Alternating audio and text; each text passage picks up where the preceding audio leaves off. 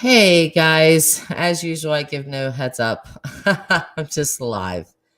I don't have anything in particular to talk about. There was just some things that I was thinking about today. So there's nobody in here right now. I didn't really expect them to be because I didn't give any heads up to anyone. But either way, um, I wanna, there's been a little bit of backlash from the live that I did last night. And I want to be really clear about why I did that, why I had that live. Um, I feel like every true crime case deserves, especially a missing child's case, deserves to be looked at objectively, with integrity. Okay. So, with that said, there is a reason that, we're looking at Michael's case this way. Because number one, there is no one that has been cleared in that case. It's still a very active case.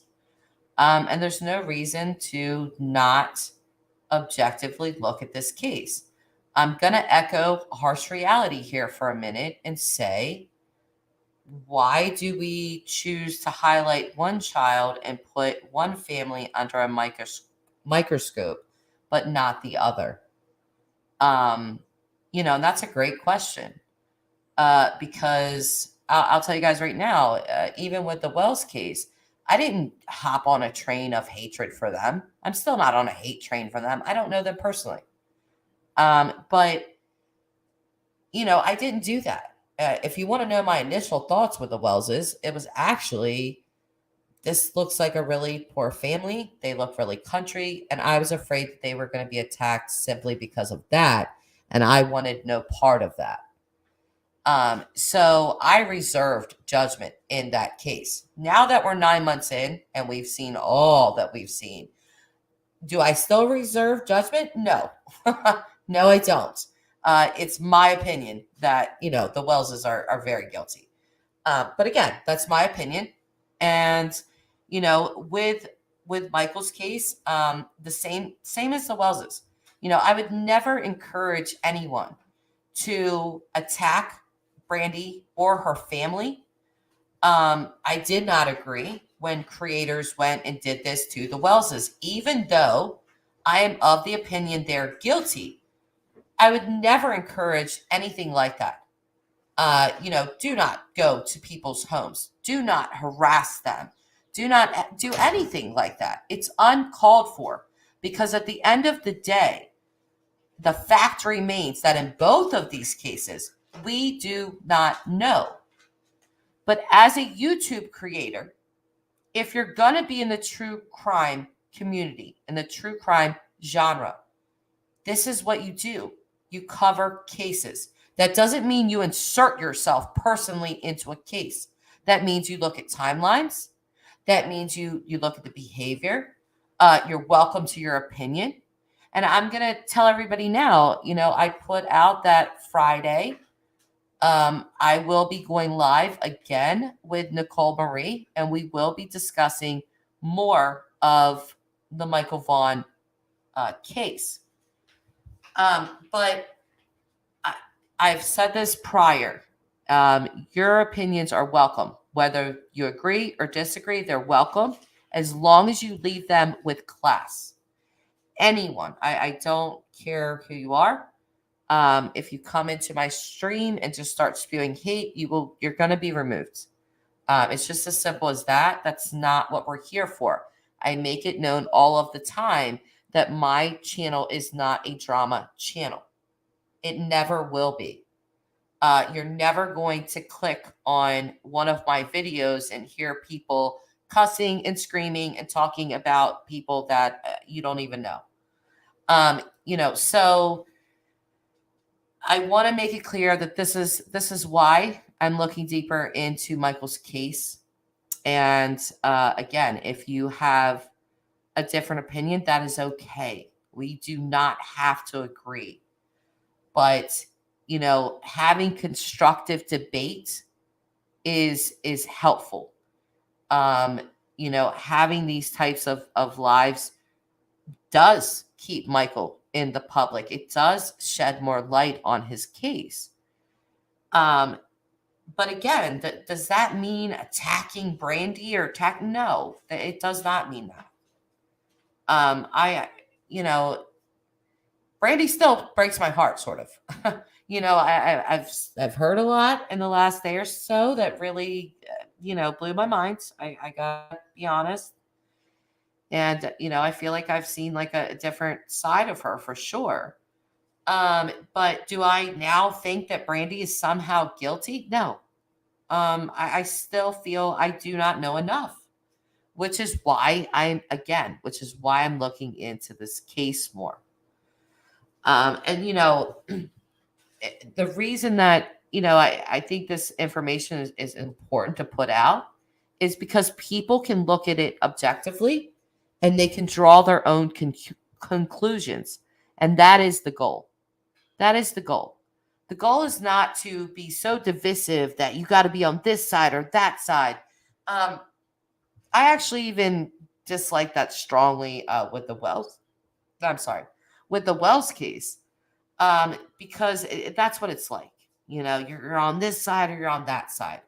Well, I've said it before. I watch all types of different creators because there's information there.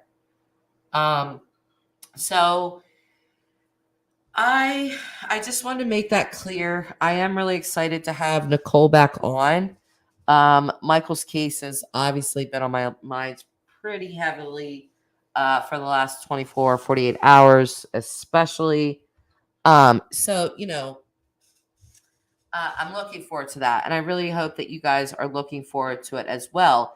And if you guys have questions for her, jot them down now. And when we go on this live stream, I'm going to go ahead and, let her take you guys' questions.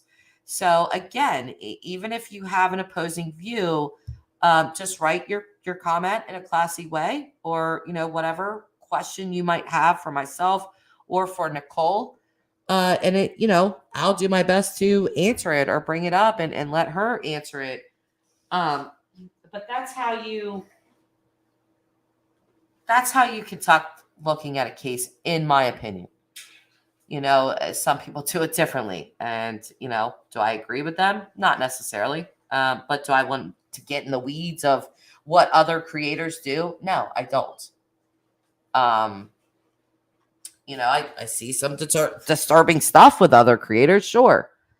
But I just can't see spending hours of my life on a YouTube stream talking about another creator that just is irrelevant to a case, because it's just never why I came to YouTube.